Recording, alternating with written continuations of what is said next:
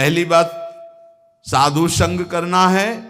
साधु संग किसे कहते हैं? जिसके संग से भजन बढ़ने लगे, भगवत कथा सुनने को मिले, भगवत अनुराग बढ़े, भगवान नाम कीर्तन, भगवत लीला गायन श्रवण, ये साधु संग।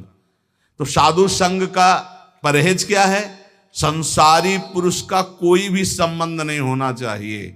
अगर तुम्हारे हृदय को ऐसे राउंड लगाकर जांच करना हो तुम्हें, तो देखो तो एक ही जगह निकले कि हमारे माई श्यामा जू को राज। श्यामा जू के सिवा, जैसे महाप्रभु हरिवंश चंद्र जू कह रहे, मेरे प्राणनाथ श्री श्यामा शपथ करो तृण छिए, कसम खा के कहता हूं श्यामा जू के सिवा हमारा कोई नहीं है। ये बात हुई। अब दूसरी बात है, संसारी लोगों से किसी भी तरह से बात करने का अवसर ना देना। प्रपंच की बातें नहीं। बोधियंता परस्परम का आदेश है भगवान का, मेरी चर्चा करो परस्पर बैठकर, और जहां प्रभु की चर्चा से संसार की तरफ जाने लगे, उठो चल दो। दूसरी आगे की बात, किसी भी वैष्णव को ये नियम पक्का ले लेना चाहिए कि ना किसी की निंदा करेंगे, ना किसी की निंदा सुनेंगे। दिमाग में लिख लो, चाहे रजिस्टर में, बहुत जरूरी है, नहीं तो भजन छीन हो जाएगा। महाप्रभु कह रहे हैं ना किसी की निंदा करेंगे, ना किसी की निंदा सुनेंगे, ये नियम ले लो। बड़े बड़े ऋषियों ने इस बात के लिए सावधान किया है कि दूसरे की निंदा नहीं करनी, दूसरे की निंदा नहीं सुननी। इन बातों का सदा ध्यान रखते हुए बचना कि कभी किसी की निंदा मत कर देना। दूसरों के गुण दोषों का कथन करने वाला उपासक बहुत बुरी तरह भ्रष्ट हो जाता है। यदि कुछ कहना है तो कृष्ण चर्चा करो, भगवत चर्चा करो, कभी किसी की चर्चा मत करो, प्रभु की चर्चा के सिवा, नहीं तो निंदा होने लगेगी, अपराध बन जाएगा। डरो तब सुख हरिवंश गुण नाम रसना रटत, और बहुवचन अति दुखदानी। कोई कितना भी अवगुणी हो, उसके अवगुणों की चर्चा मत करो। तुम्हें तो अपना हृदय निर्मल करना है। तेरे भावे जो करे भलो बुरो संसार, नारायण तू बैठ के अपनो भवन बुहार। देखो ध्यान से सुनना, चाहे कितना बड़ा कोई ज्ञानी हो, ध्यानी हो, जपी हो, पंडित हो, जहां उसने किसी की भी निंदा का वाक्य मुख से निकाला, वहीं पतित हो जाएगा, गिर जाएगा, भ्रष्ट हो जाएगा। निंदा ऐसे होती कि यार वो तो बहुत सुंदर बोलते हैं, ऐसा है वैसा है, अच्छी अच्छी बातें निकलते हैं, पर जो है उनको ऐसे नहीं। वो जहां पर लगाया तो तुम्हारे पर लग गए, उड़ जाओगे। किसी के भी दोष की वार्ता ना करो, एक भी दोष चर्चा ना करो। महाप्रभु कह रहे, जो दोष चर्चा करोगे तुम्हारे हृदय में दोष प्रवेश करके तुम्हें नष्ट कर देगा। ये अनुभूत बात है, अनुभूत बात, ये अनुभूत। दोषों के परमाणु बड़े सूक्ष्म होते हैं। जब तक तुम दूसरे की निंदा नहीं करोगे, दोष वर्णन नहीं करोगे, मान लो दोष दर्शन हो गया पर वर्णन नहीं किया, तो वो नष्ट हो जाएगा, तुम्हें फांस नहीं पाएगा। लेकिन जहां तुमने दूसरों के दोषों का वर्णन किया, निंदा की, तहां तुम निंदनीय बन जाओगे, तुम्हारी निंदा होने लगेगी। ज्यों ज्यों तुम दूसरे की निंदा करोगे, त्यों त्यों अच्छे परमाणु नष्ट होते जाएंगे, गंदे परमाणु बढ़ते जाएंगे। हृदय की पवित्रता, सरलता, सच्चिरता और ज्ञानार्जन, भजन, सद्वृत्ति, ये सब नष्ट हो जाएगी और मोह का साम्राज्य हो जाएगा, अज्ञान का। डरो, बहुत खतरनाक खेल है।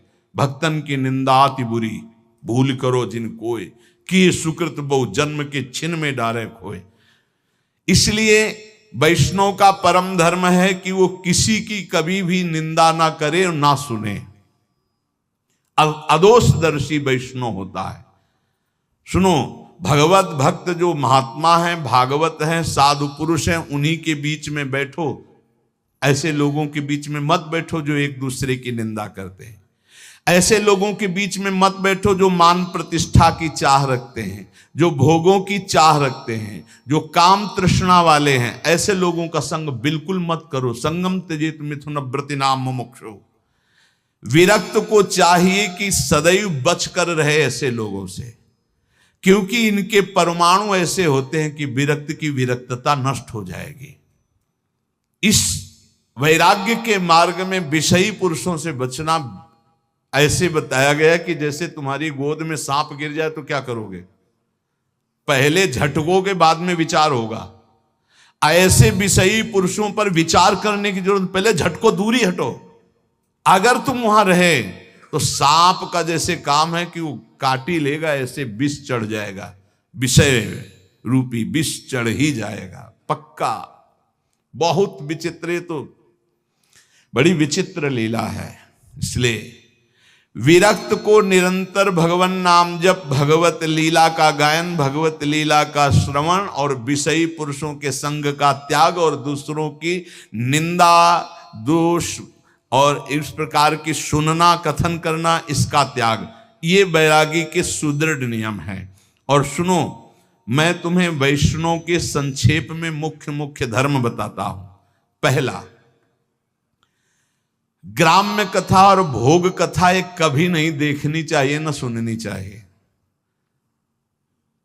ग्राम्य कथा में सांसारिक बातें, भोग कथा में जो विषय भोगों की।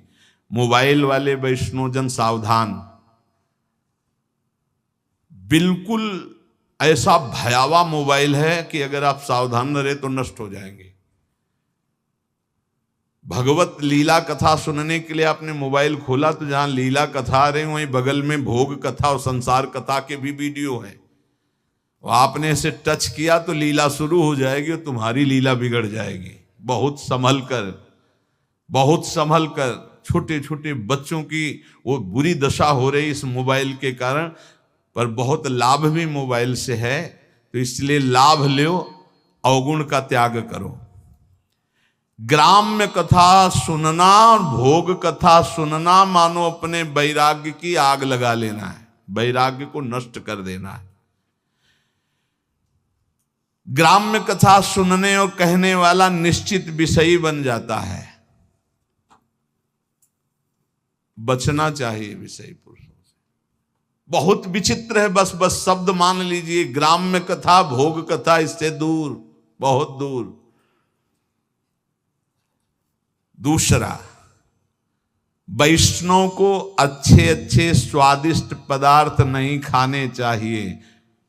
भोजन में जो नीरस पदार्थ हो वही लेने चाहिए, इससे विषय लोलुपता नष्ट हो जाती है।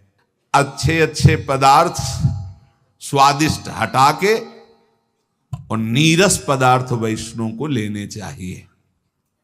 ऐसे पदार्थों के खाने से विषय भोग की कामना बढ़ती है, महाप्रभु चैतन्य देव कह रहे हैं। तीसरा, अच्छे चमकीले कीमती स्वच्छ वस्त्र वैरागी को नहीं पहनने चाहिए। संतों से, हमने गुरुजनों से सुना कि कभी दोनों कपड़े नीचे ऊपर के नए नहीं होने चाहिए, एक पुराना एक नया। अगर नीचे का नया है तो ऊपर का पुराना। शब्द देख लो, कह रहे अच्छे कीमती वाले, चमकीले, लप लप एकदम नहीं, और स्वच्छ नहीं, मलिन। मलिन वस्त्र, कम पैसे का वस्त्र, पुराना वस्त्र। अगर फट रहा है तो एक बदल सकते हो, एक पुराना। ऐसी रहनी से रहना चाहिए। अच्छे चमकीले स्वच्छ महंगे ये वस्त्र नहीं होने चाहिए बैरागी के। ये साधक को, बैरागी साधक को नहीं पहनने चाहिए। चौथा, कोई भी तुम्हारा सम्मान करे तो तुम उसे स्वीकार मत करो। दो प्रकार से, एक तो पंचांगों प्रणाम कर रहे आप करो, अगर ऐसा नहीं है तो आप तत्काल विचार करो कि ये गुरु और इष्ट के लिए प्रणाम हो रहा है, क्योंकि तिलक गुरु प्रदत्त, वेश गुरु प्रदत्त, जीवन गुरुदेव का, ये गुरुदेव और इष्ट का प्रणाम हो रहा है। स्वयं कभी स्वीकार नहीं करना चाहिए, क्योंकि मान सम्मान स्वीकार करने से अभिमान आता है और अभिमान से सारे साधन भागवती ढक जाते हैं, नष्ट हो जाते हैं। जहां अभिमान आया तो फिर विकार परेशान कर देते हैं। जैसे नारद जी को थोड़ा आ गया कि मैं काम विजयी हूं, तो फिर आगे की चरित्र सुना ही है। पांचवा, अपने को तो सम्मान नहीं लेना, लेकिन दूसरे का सम्मान जरूर करना है। दूसरे को इतना सम्मान दो मानो भगवान हमारे पधारे हैं, ऐसा भाव। यहां तक वर्णन कि यदि आप श्री जी की सेवा कर रहे हो, कोई वैष्णव आ गए तो श्री जी को ऐसे पधरा दो, जैसी स्थिति में हाथ जोड़कर खड़े हो, पहले वैष्णव का सम्मान करो, फिर श्री जी की सेवा करो। जैसे अपने आत्मस्वरूप प्रभु का सम्मान, ऐसे आए हुए घर में संत का, वैष्णव का सम्मान करे। उनके सामने अपने को अत्यंत दैन्य तुच्छाति तुच्छ समझे, इससे श्री कृष्ण बहुत प्रसन्न होते हैं। छठवां, खाते समय, स्नान करते समय और क्रियाओं के समय नाम छूट जाता है। कुछ ऐसे समय हैं जिनमें भजन में विघ्न पड़ता है, तो उन अवस्थाओं में सावधान रह करके नाम को पकड़े कि छूट ना जाए। जैसे भोजन पा रहे हैं, स्नान कर रहे हैं, कोई क्रिया कर रहे हैं, किसी व्यक्ति से मिल रहे हैं, इनमें भजन छूटता है। सावधान होकर वैष्णव को भजन पकड़ना चाहिए कि खाते पीते, चलते फिरते, मिलते, व्यवहार करते भी नाम जप ना छूटे। नाम जप से बहुत जल्दी श्री कृष्ण प्रेम प्राप्त होता है। सातवां, हर वैष्णव को प्रगट में ठाकुर जी विराजमान करने चाहिए। नाम, राधा नाम विराजमान, छोटा सा राधा नाम, जरा सा इत्र, स्नान कराया, इत्र लगा दिया, भोग लगा दिया, पर सेवा जरूर होनी चाहिए। बिना सेवा के कोई वैष्णव नहीं होना चाहिए। प्राय ऐसा होता है, कोई शालिग्राम जी रखते हैं, कोई गोपाल जी रखते हैं, कोई, पर ठाकुर सेवा प्रत्येक वैष्णव के पास होनी चाहिए। जो परम पवित्र मन वाले हो चुके हैं वो मानसिक सेवा भी कर सकते हैं, प्रगट सेवा और मानसिक सेवा आराध्य देव की। उपासक को चाहिए कि बनावटीपना बिल्कुल तुम्हारी साधना में नहीं होना चाहिए। बनावटीपने का मतलब होता है कि जैसे ऐसे बैठे हैं, सहज में ऐसे बैठे हो, चार लोग दर्शन करने आते, कोई बनावटी नहीं होना चाहिए। वो फटाफट माला लिया, ऐसे गप्पा मार रहे थे, फटाफट माला लिया, कोई भी दम नहीं, कोई भी पाखंड नहीं, कोई भी नाटकबाजी जीवन में ना आवे, नहीं तो बहुत बुरी तरह साधक चौपट होता है। जब तुम नाटक करोगे ना तो माया को आदेश कर देंगे भगवान, कर नाटक इसके साथ, वृंदावन छूट जाएगा, भजन छूट जाएगा। हाँ, इसलिए किसी भी वैष्णव को किसी भी तरह का कोई नाटक नहीं करना चाहिए। नाटक बिल्कुल ठीक नहीं है। जो वैष्णव है वो केवल प्रभु प्राप्ति का लक्ष्य रखता है। महाप्रभु रघुनाथ दास जी को लक्ष्य करके साधन साध्य का उपदेश कर रहे हैं। 8 बजे रात्रि तक खूब नाम कीर्तन होता रहा। फिर जो गौड़ीय भक्त आए हुए थे महाप्रभु, उनसे मिले। इतने में शिवानंद जी जो मार्ग में पूछवाया था मजूमदार जी ने, तो वो जब वहां आए तो रघुनाथ दास जी को देखा, तो रघुनाथ दास जी भाग करके महाप्रभु के पास आए थे। सेन महाशय से कहा कि वो तो यहाँ आए हुए हैं, तो बोले हमें तो रास्ते में पूछवाया था उनके पिता, तो एक बार अगर आदेश हो तो मैं वहां सूचना दे दूं, क्योंकि वो सब बहुत व्याकुल है। जाकर सिंह पौर के द्वार में देखा तो सबसे पीछे फटी गुदड़ी, शुष्क शरीर हो रहा है, और श्री कृष्ण नाम लेते हुए सुप्रवाह करते हुए ओह आहर्न श्री कृष्ण कीर्तन। उन्होंने विचार किया कि इनसे क्या पूछना कि तुम्हारा सकुशल हो, इनका तो परम सकुशल है। सकुशल तभी माना जाता है जब भगवान का चिंतन होता है। जैसे आजकल लोग पूछते हैं कुशल मंगल, बोले हाँ सब कुशल मंगल, तो कुशल जानते किसे कहते हैं? तब लगी कुशल न जीव कहूं, सपने हूं मन विश्राम, जब लगी भजत न राम कहूं, शोक धाम तज काम। कुशल तभी माना जाएगा जब आपके मुख में नाम जब चल रहा है, नहीं तो कुशल मंगल नहीं। और मंगल, मंगल भवन मंगल हारी, उमा सहित जेहि जपत पुरारी। मंगल भवन भगवान का जो स्वयं उमा सहित भगवान शिव नाम जप करते हैं। यदि नाम जप नहीं हो रहा तो कुशल मंगल नहीं तुम्हारी। और बोले कुशल मंगल, बोले सब कुशल मंगल, परपंच करते हुए कुशल मंगल, नाम जप करते हुए। सेवक ने तत्काल पत्र लिखा, शिवासेन ने पत्र भिजवाया जगन्नाथपुरी से कि आपका पुत्र निश्चिंत रहिए, महाप्रभु की कृपा से यहां विराजमान है, पर जो स्थिति है वो तुम सह नहीं पाओगे। रघुनाथ दास सिंह पौर द्वार पर खड़े होकर भिक्षान जो मिलता है उसी को पाते हैं और किसी से कोई और सुख सुविधा नहीं लेते। जब उनके माता पिता के पास पत्र पहुंचा तो हाय हाय मच गया कि अरबों खरबों की संपत्ति और बेटा भीख मांग रहा है सिंह पौर द्वार पे। माता तो मूर्छित हो गई सुन करके कि कैसे मेरा रघु जीता होगा। पिता ने अपने पुत्र के लिए तत्काल 4 रसोई नौकर सब 400 स्वर्ण मुद्राएं साथ में, जाओ रोज रसोई बनेगी, अच्छे से अच्छे पदार्थ मेरे रघु को, अगर वो बैरागी बन के रहना चाहता है तो ऐसे रहे। हर माता पिता की ऐसी व्यवस्था। रसोईया जगन्नाथपुरी आया, 400 स्वर्ण मुद्राएं और कई रसोइये कई नौकर।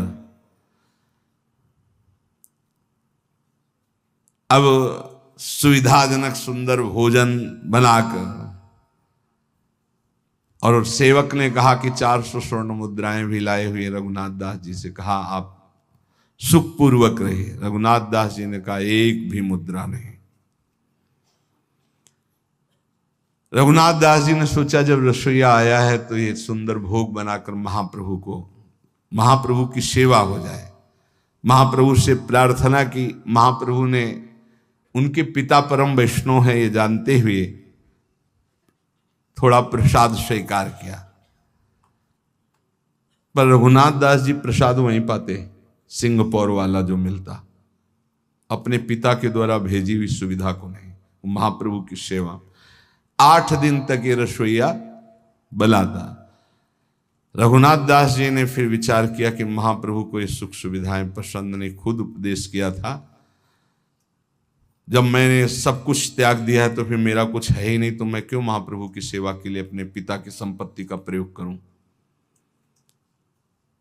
महाप्रभु तो हमारी प्रसन्नता के लिए स्वीकार करते हैं। 8वें दिन ही कहा रसोईया से अपने सवे उठाओ और वापस हो जाओ। अब वो तो बेचारे सेवक सब वापस कर दिया। आप विचार करो कैसा वैराग्यमय जीवन है।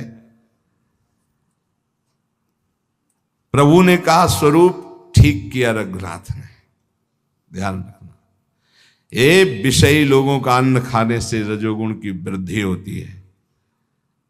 उनके धन में ममता के परमाणु रहते हैं। महाप्रभु चैतन्य देव कह रहे हैं घर वालों के धन में ममता के परमाणु रहते हैं। संसारी लोग कामना शून्य होकर तो अपने जामाता को भी नहीं खिलाते, औरों की तो बात क्या। मलिन बुद्धि वालों का अन्न खाने से कभी कृष्ण नाम जप नहीं होता, कृष्ण नाम कीर्तन नहीं होता और श्री कृष्ण प्रसन्न नहीं होते। जहां तक हो सके इन विषयी पुरुषों के अन्न से बचना चाहिए। रघु ने ठीक किया। आज तक में जो जाता था केवल प्रेम संकोच के कारण जाता था। बड़ा अच्छा किया, बहुत सुंदर किया। रघुनाथ का त्याग और वैराग्य प्रशंसनीय है, महाप्रभु ने कहा।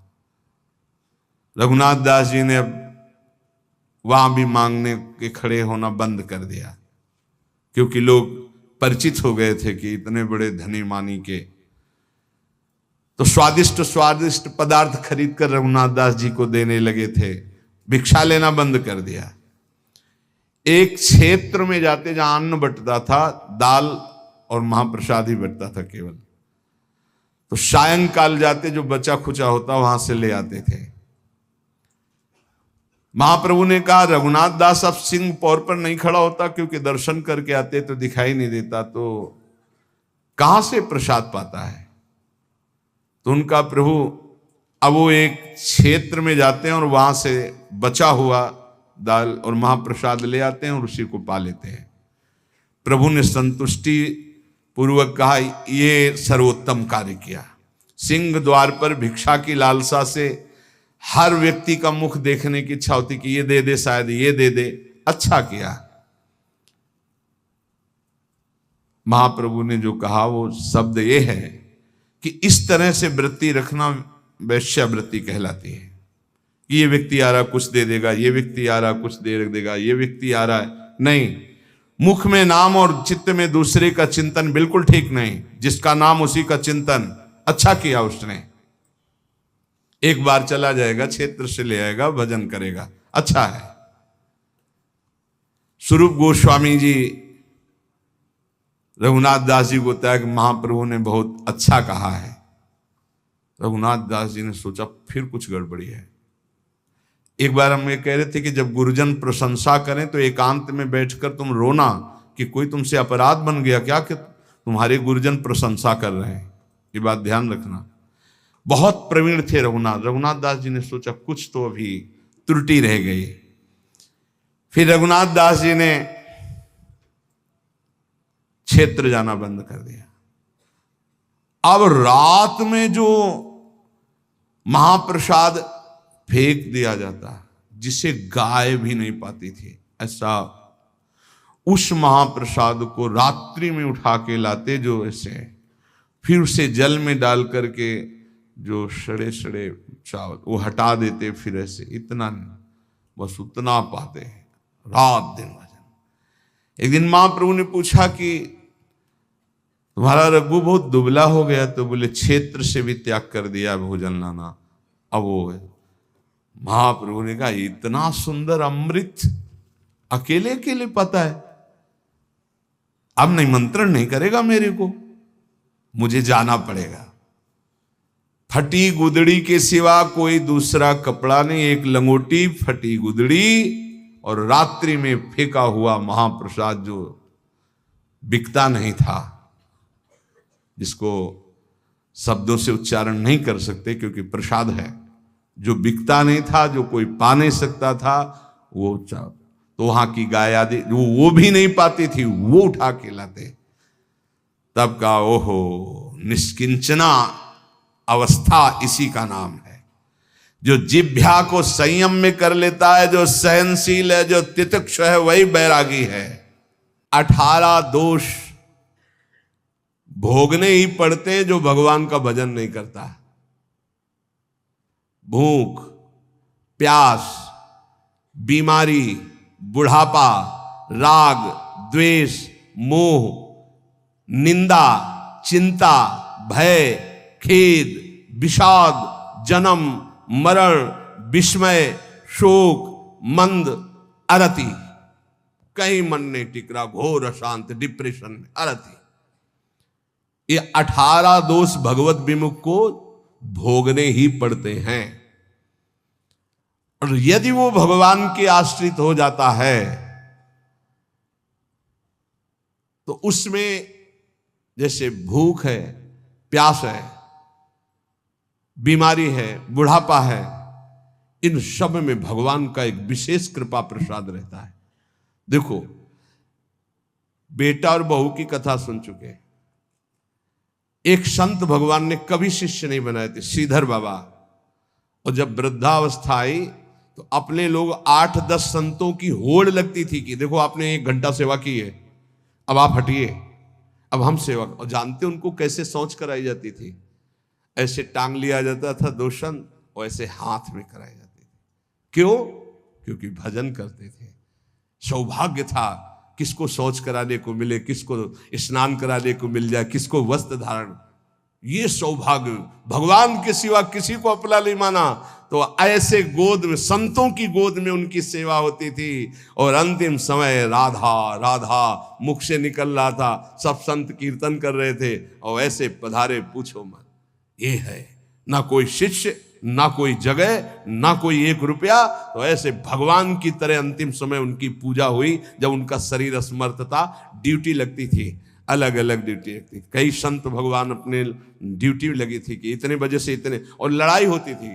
देखो आपने 1.25 घंटा आज कर लिया, 15 मिनट ज्यादा कर लिया, अब आप हटिए, आप हम मुझे तो कहते यार थोड़ी देर और कर ले, मतलब लोभ लगता कि जितना अधिक मैं सेवा कर पाऊं। क्यों? क्योंकि भजन परायण थे और वहां पैदा किया है, संपत्ति दी है, लात मार रहे। भगवान से विमुख जो है उसे 18 दोषों को भोगना पड़ता है। जो भगवान के कृपा पात्र होते हैं उन्हें संत संग मिलता है।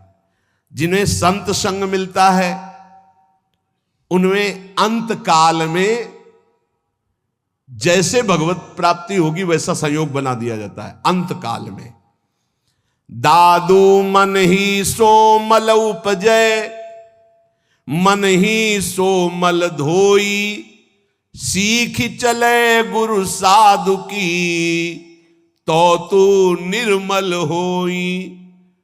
नाम जपे रुचि साधु को, साधु जपे रुचि नाम, दादू दोनों एक टक, यहू आरंभ यहू काम। कह रहे मन गंदा हो गया है, अब मन ही निर्मल हो तब बात बनेगी। कैसे निर्मल हो? बोले गुरु का उपदेश, साधु का संग, ये साबुन है, बहुत जल्दी मन को निर्मल कर देता है। बोले जब नाम जपे तब रुचि साधु की, जब नाम जपो कहे तो संतों में तुम्हारी प्रीति हो जाएगी, और जब संत नाम देंगे तब भगवान में प्रीति हो जाएगी। ये नियम है, ये सिद्धांत। गुरुमुख के प्राप्त नाम से ही भगवत साक्षात्कार होता है। दादू हरि साधु यो पाइये, अविगत के आराध, साधु संगति हरि मिले, हरि संगत सुसाध। बोले जब हरि की कृपा होती तो साधु मिलते हैं, और जब साधु की कृपा होती है तो उस अविगत परमात्मा की आराधना शुरू होती है, तब वो हरि मिलते हैं। तो हरि की कृपा का फल साधु, और साधु की कृपा का फल हरि दर्शन। हरि जब अव्यक्त कृपा करते तब संत दर्शन मिलता है। अब मोहि भाव भरोस हनुमंता, बिनु हरि कृपा मिले नहीं संता। तो मन भुवंग बहु विष भन्या, निर्विष क्यों न होई, दादू मिलिया गुरु गारुणी, तो निर्विष किया सोई। बोले ये मन बड़ा विष फैलाता है, काम क्रोध लोभ मोह मद मत्सर बड़ा विषयी बना दिया। तो बोले अब ये विष कैसे उतरे?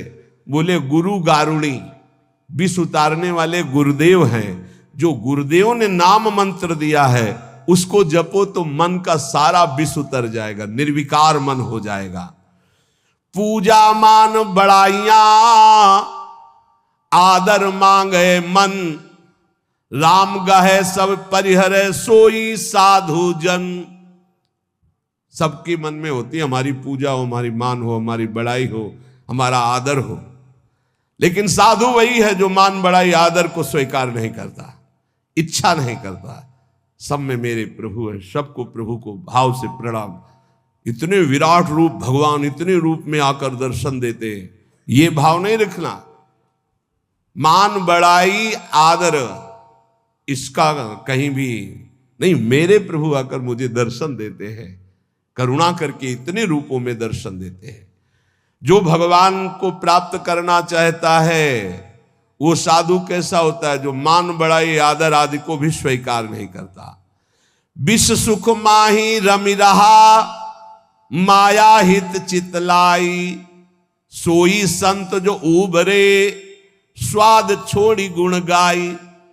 संसार के विषय भोगों में रम रहे जीवों का उद्धार कौन कर सकता है? बोले संत। बोले कौन संत? जो बोले केवल भगवान के गुण गा रहा, उसके बदले में कुछ नहीं चाहता है। अगर कुछ चाह है, रुपया पैसा भोग सामग्री स्वाद मान बड़ाई प्रतिष्ठा, तो उसकी वाणी का प्रभाव नहीं पड़ेगा। विषयों में फंसे हुए, माया में फंसे हुए जीवों का उद्धार किससे होता है? बोले संत से। बोले किन संत से? बोले सोई संत जन उबरिया,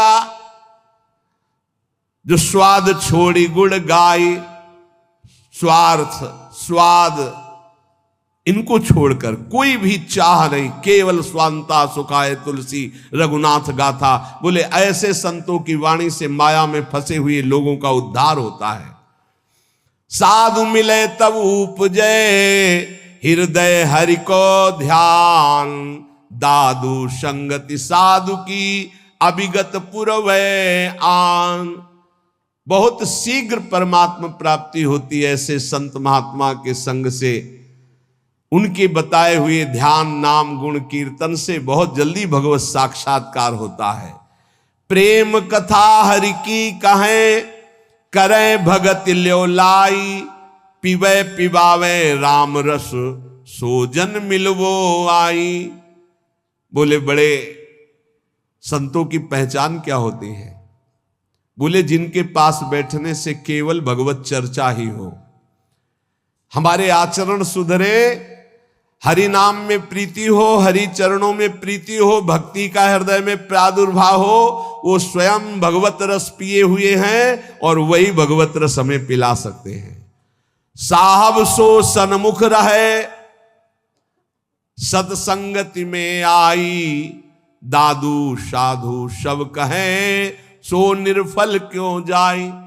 बोले साहब के सन्मुखता बनी रहेगी यदि संत संग रहेगा। साहब हरि के सन्मुख हो जाओगे, और सन्मुख होए जीव मोहि जब ही जन्म कोटि अगनासौ तबहि। करोड़ों जन्मों के पाप उस जीव के नष्ट हो जाते हैं जो भगवान श्री हरि की सन्मुखता प्राप्त कर लेता है। वो सन्मुखता साधु संग से प्राप्त होती। साधु संग कभी निष्फल नहीं हो सकता। अमोघश्च निर्वैरी सब जीव सो संत जना सोई, दादू एक आत्मा बैरी नाही कोई।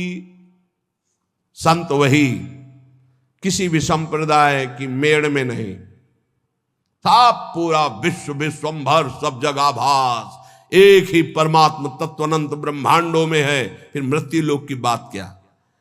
निर्वैरी सब जीव सो संत जना सोई।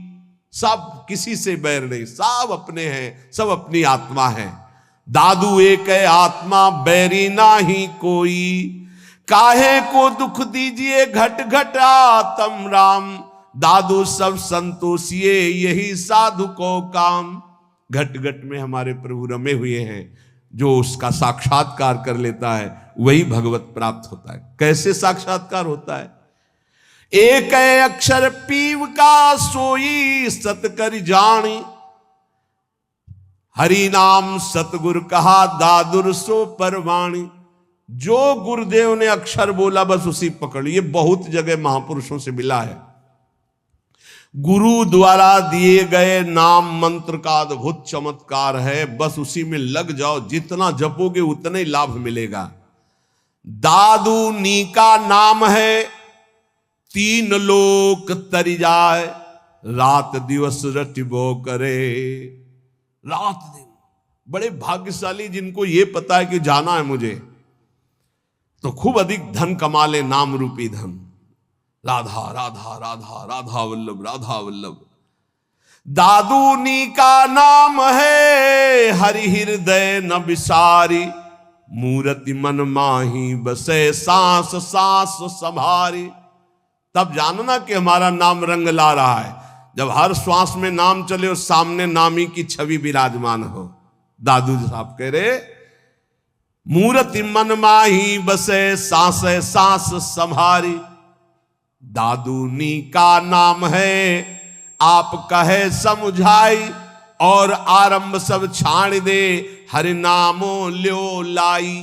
केवल लगन लगा लो नाम में, सब पूर्ति हो जाए। जितना नाम अधिक जपोगे, श्री भगवान गीता जी में कहते हैं कि कई प्रकार के हमने यज्ञों का वर्णन किया। श्रेयान द्रव्य मयाद यज्ञाज ज्ञान यज्ञ परंतप, सर्वम कर्माखिलम पार्थ ज्ञाने परिसमाप्यते। बड़ी यज्ञ अभी कल चर्चा की थी कि श्री भगवान ने बताया ब्रह्म यज्ञ, द्रव्य यज्ञ, स्वाध्याय यज्ञ, तप यज्ञ, प्राणायाम यज्ञ, भगवदर्पण यज्ञ, अभिन्नता यज्ञ, कर्तव्य कर्म रूपी यज्ञ, विषय हवन रूपी यज्ञ, समाधि रूपी यज्ञ, योग यज्ञ, स्तंभ प्रवृत्ति, ये सब यज्ञ हैं। इन सब यज्ञों में भगवान कह रहे हैं जो द्रव्य यज्ञ है, रुपया पैसा से जो यज्ञ होती है, ये जितनी भी यज्ञ हैं इन सब में ज्ञान यज्ञ श्रेष्ठ है। सर्वम कर्माखिलम पार्थ ज्ञाने परिसमाप्तये, इसलिए श्रेयान द्रव्य मया यज्ञाज ज्ञान यज्ञ परम तप। परम कल्याण जो होता है वो ज्ञान होने से होता है। इतना तो ज्ञान हो जाना चाहिए कि हमारा स्वरूप भगवान का अंश है, भगवत स्वरूप है। हम शरीर में फंस गए और मुझे मुक्त होना, इस शरीर से, इस शरीर से मुक्त होना है। अगर इस शरीर से मुक्त नहीं हुए तो बहुत घटिया शरीर मिलने वाले हैं, कीड़ा मकोड़ा कितने योनियां हैं।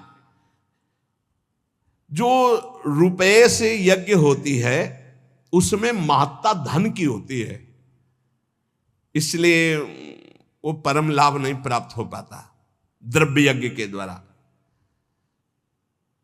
द्रव्य यज्ञ में सब पदार्थ आ जाते हैं यज्ञ के, क्योंकि वो सब अर्थ से प्राप्त होते हैं।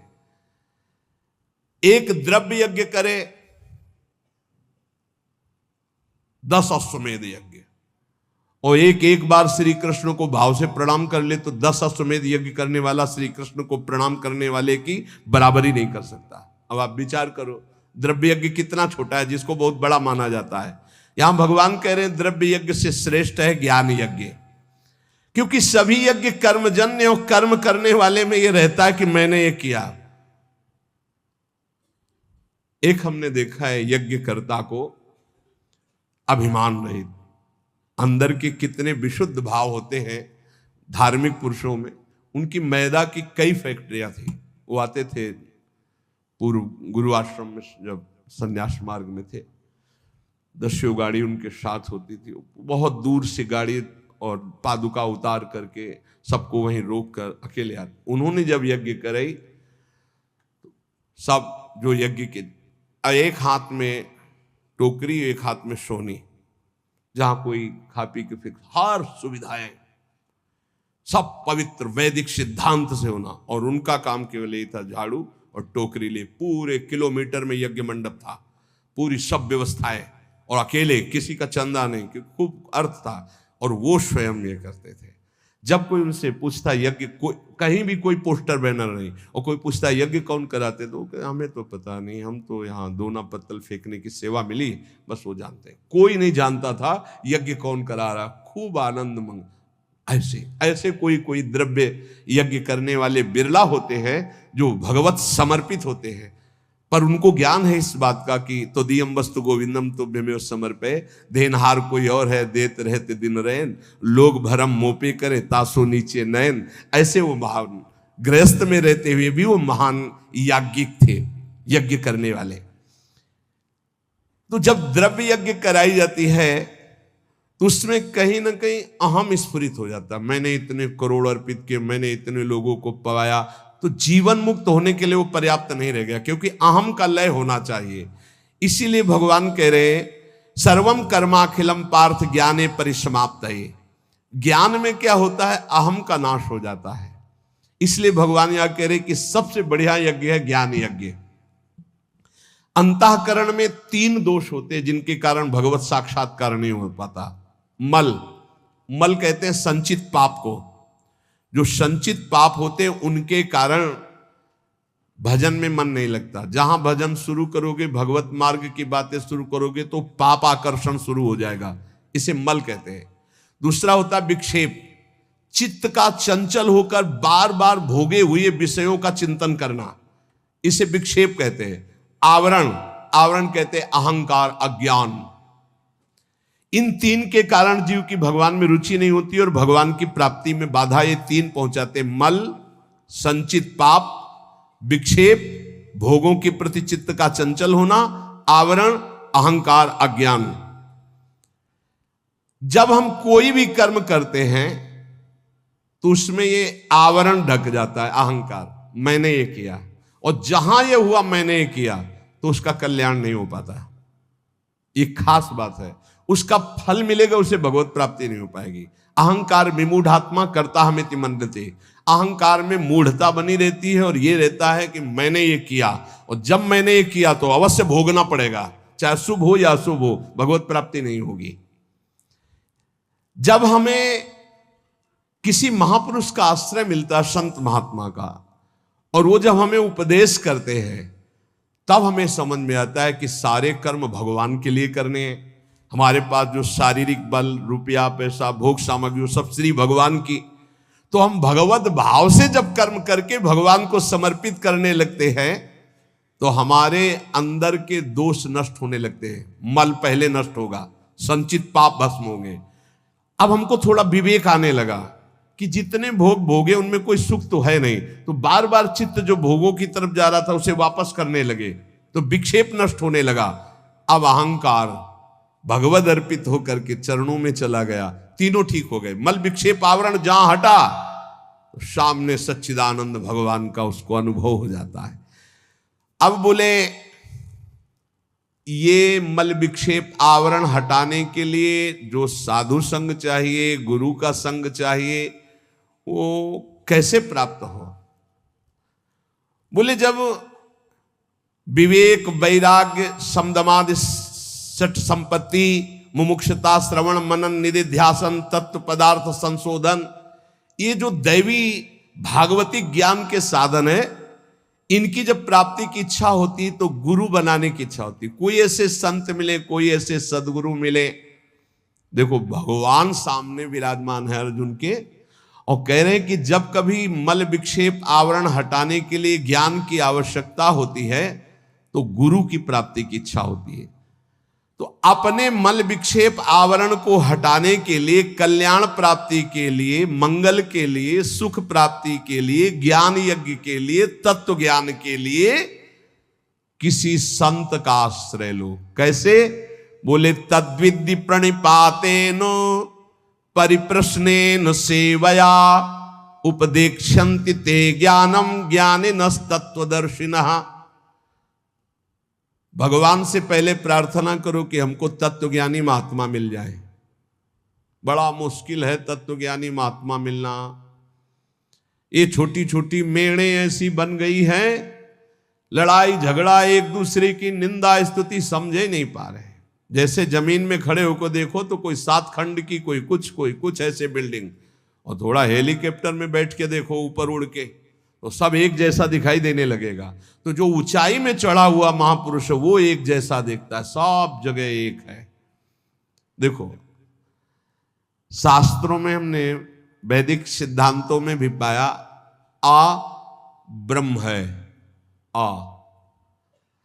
अब आप कुछ भी बोलो आ निकलेगा। सर्वव्यापी ब्रह्म आ है, ये हमने शास्त्रों में पाया। का, खा, गा, चा, छा, टा, ज्ञा, का से लेके ज्ञा तक कोई भी अक्षर बोलो, आ आ आ निकलेगा।